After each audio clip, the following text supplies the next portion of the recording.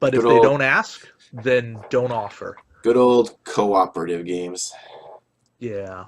Well, and I mean, we've seen the real-time games that try to get rid of it, or all the hidden information games that try to get rid of it, or the The traitor traitor games that try games. to get rid of it.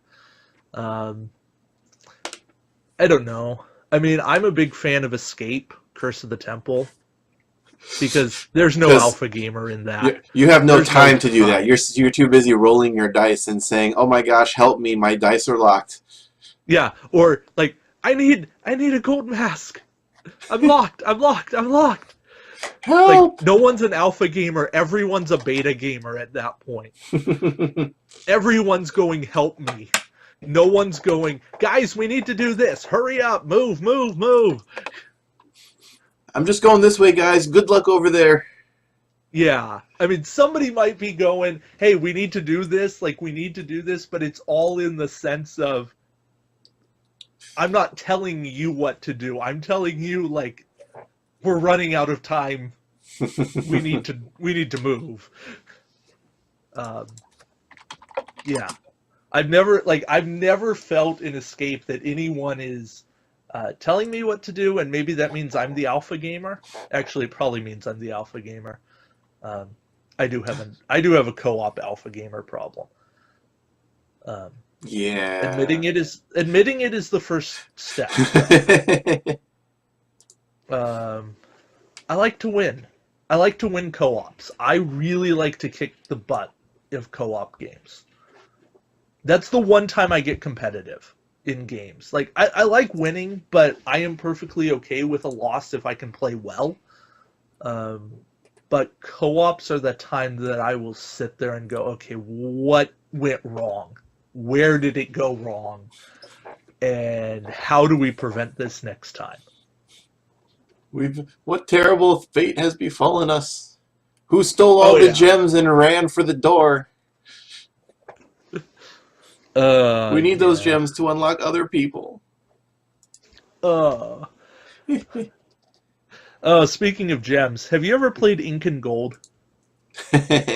Yes, yes, I have. That is the simplest game you can introduce someone to. Well, Pretty much. yeah. You have two So, decisions every turn: stay or go. so, I'll give you the backstory, and for anyone watching, before I tell you my tale of horror. Um, in Ink and Gold, you have a deck of 30 cards. Half of them are treasure cards that you split up. You split up evenly amongst the players, and you put any remaining left on the card. The others are traps, and there are five different traps, 3 copies of each. Each round you turn up a card, and if it's gems, you split it up. Trap, you essentially move on. Then everyone decides if they're going to keep going or run away. You run away, you get to secure the gems that you already have. If you stay, then you face another card. Could be good, could be terrible. Yeah. When the second copy of a trap comes up, so for instance, 2 snakes are in the field of play, then everyone who's left immediately runs out and they put all their gems back in the center that aren't safe in their tent. Meaning you get nothing for the round. You play 5 rounds of this. Whoever has the most gems at the end of 5 rounds wins the game. The simplest version you can really get of a push your luck game. Yeah, it Like really is even push your simpler luck. than like the dice rolling games like zombie dice or something. Yes, and actually more interactive because everybody's facing the same thing at the same time, and even if you run away, now you're rooting for death for everybody else. Or for certain instances, there are artifacts in the game. So if one of them turns up, the only way to collect one is if you're the only one who runs away that turn. Right. If multiple people run away in the same turn, then no one gets it, and it's left there for someone else to grab. So I'm a bit notorious in the game Oh, for dealing poorly. This shouldn't happen mathematically, right? Mathematically, all shuffles are equal. There's 20 cards with there's like 25 cards with treasure and 25 cards with traps of 3 different types. Right. So the chance of getting the same trap is like 1 in 50. Pretty much. So Friday night I was playing my first shuffle, my first cards up, rocks. Round over. No one got any gold. The tunnel collapsed before you even started. Nobody even made a decision, because you don't even make a decision until treasure or an artifact comes up. Mm-hmm. Right? It's not like So, you run away with 0 gold. Nope, that's not going to happen. Right. So everybody just looked at me and went, David? And I said, what? We're playing a 4-round game this time. Nothing to see here. We're just take a copy of rocks out of the game. Put it under that card. Move along. You're next. It all started the first time I ever dealt. I think I went fire, spiders, fire. That's not treasure at all. That's not treasure at all. It's like, I'm the only one that it ever happens to. No one else that I have ever played this game with has ever dealt a trap kill round. I'm sure that everyone on Board Game Geek has a story of it. But I've done it at least 5 times. And I've played like 50 games of Ink and Gold. Maybe 60 or 70 games. And you know, it happens to me way too often. You just have murder on your mind way too much, David. Apparently. It's always the quiet ones. It's actually really fun when I go trap treasure, and now everybody, or trap artifact. And then everybody starts looking at each other and going, okay, David's dealing. How are we all going to die? Everyone tries to run. And then like 4 people run away, and then I go on a treasure spree. Because you're the only one left, so you don't have to split the treasure anymore. That 15 gems is all yours, only yours. I've done that once. One time. I play with people that are too risky, and it usually kills them, and every once in a while it pays off for them way too much. Yeah, the one time it doesn't kill them is the one time you know, oh well, they just won. We got 3 more rounds left, but no one's going to catch them. Right, because they will run away at the opportune moment. And they don't have to bank on a windfall. Right. They don't have to do anything, and statistically, we're done. You know. By the time anything's going to actually work, we're going to be dead. So, yeah. But Ink and Gold's another one of those great, 20, 30-minute filler games. And it's that's a quick game when you don't know what else you actually want to play. Yeah, most of the time everyone's like, we still don't know what else we want to play. Let's play this again. I'm like... You get 4 people together at a table, and it's like, what do you want to play? I don't know. What do you want to play? I don't know. What do you want to play? I'm like, fine, we're playing Ink and Gold. Okay. But yeah, I don't ever complain about Ink and Gold. I left it at home. It used to be one of those game bag games that just stayed there. But I kept it at home for like 3 months because it was always getting played. And I'm like, I am getting sick of this. But then I just brought it out last week. And I'm like, it's been a while. And it felt good to get it played again. So, yeah. But it's good stuff. And it's one I don't hear getting talked about much lately. I wish it needs to get more talk. Mm-hmm. Yeah, people end up talking about like the award-winning games. Among the Stars is an award winner. 7 Wonders is an award winner. What was one of the latest award winners? Splendor is an award winner. And they're all fine games, but some of them I'm just like, well, no, I think we played this out. Can we play something else now? Yeah, It's a well, I little too know easy, a little too Asmodee's simple. doing organized play now, so they're going to be doing Splendor and Seven Wonders and Cash and Guns as their first organized play series. A tournament of cash and guns. Yeah, I you thought it suppose. was brutal before? I mean, I suppose that's no worse than a tournament of flux. Yeah, yeah, All these flux and cash and guns are just so random. I know. I had fun in Cash and Guns though. I mean, that's what it's meant for. I mean, it comes with little foam guns that you point at your friends. Yeah, Get down! Pew pew pew. you just All got to the. know when to duck out. Mhm. That's where you start not acting like the threat. That's what. That's And Cash and Guns is a negotiation game, despite what it seems like. yeah, never take the Godfather, or always take the Godfather. That way you can make somebody else point at you or point away from you. Mhm. Like, you know what? You chose poorly. Let's try that again, shall we? Yeah, why don't you try that again? But yeah.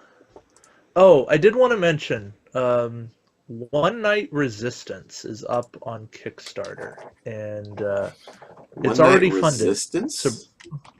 yeah, it's a spoof. It's a spin-off on One Night Werewolf. Of It's course. actually Indie Boards and Cards and Bezier Games are working on it together. Huh. Or at least I shouldn't say Bezier Games, but Ted Alspach from Bezier Games Mhm. is working on it. From the makers of Also, Ted Resistance and Alspach, One Night Werewolf. yeah. So um, I don't know tons about it right now. I have the files for it because I kind of have an in with Travis, the president from Indie Boards and Cards. Because you did some of the play testing on the Resistance expansions, didn't you? I've done playtesting for the Resistance expansion. I've done playtesting for another one of Indie Boards and Cards games that's in playtesting phase that they're now kind of going back to the drawing board on because of some playtesting stuff, not necessarily from me, but yeah, I'm kind of actually now turned into one of Indie Boards and Cards playtesters. Well, So, that's cool.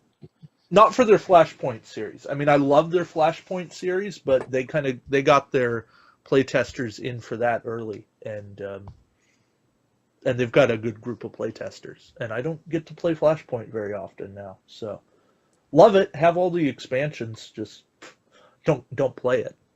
But not because I don't like it, because other people in my group don't like it, and that's unfortunate. I have a Gotcha. couple people in my group that just don't like co-op games. Darn And your alpha gamer tendencies. it's not even my alpha gamer tendencies. They like to win or lose on their own accord. Gotcha. I think that's it. And they just, yeah. And that's fine. I mean, co-ops aren't for everybody. Hmm. They're for a lot of people, but I get it.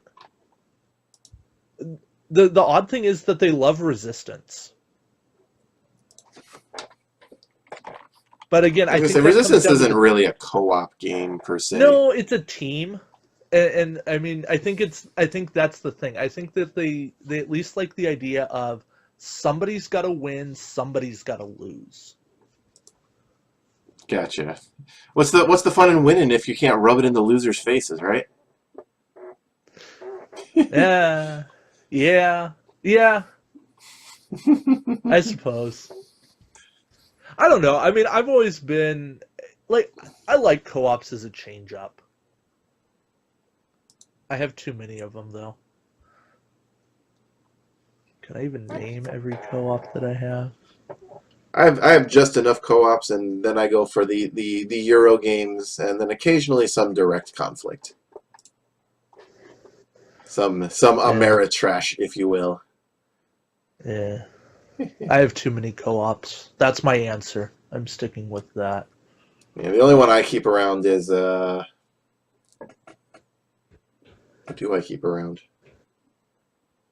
Because Werewolf Inquisition doesn't count because that's a team-based game. Right. I can spot 7. 8?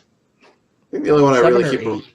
the only one I would really keep around if I actually had it was Forbidden Island. No, Forbidden Desert, the new one. Yes. Yeah.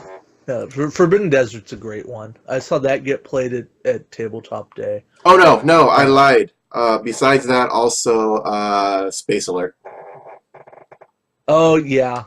If I owned that, I would probably keep that around.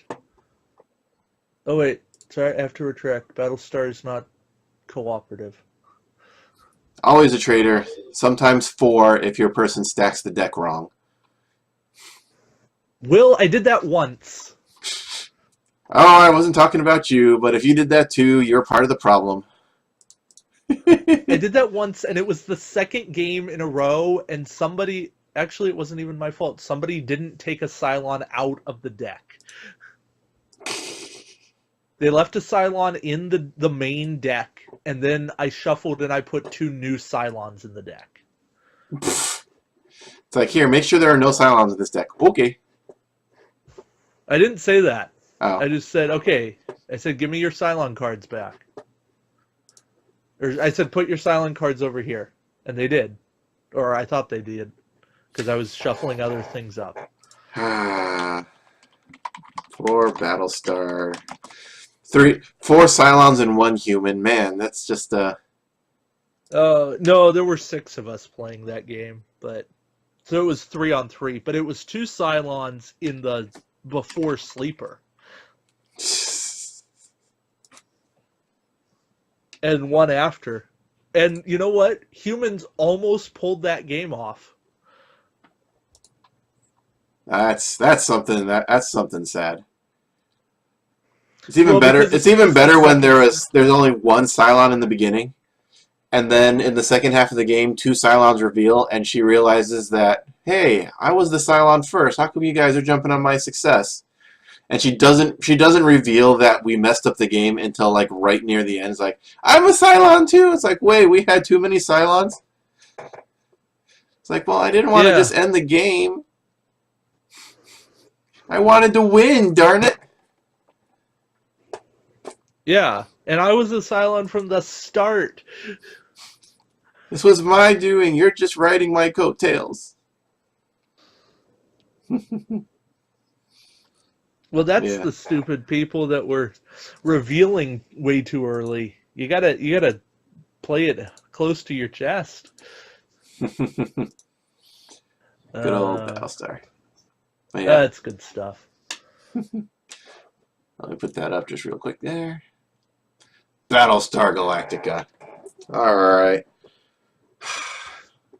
I think we went through a lot of games today, sir.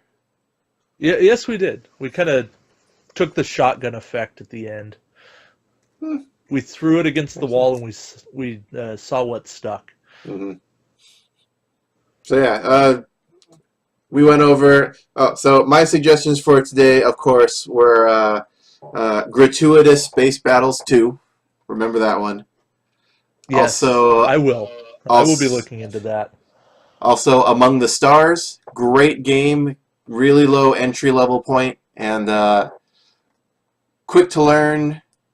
And with the expansions, the expansions add actually a good amount of stuff, and there's not too many of them. Like, it's not like Dominion where you're gonna have like 13,000 expansions. It's not like there's a new Dominion expansion coming out in a week or anything.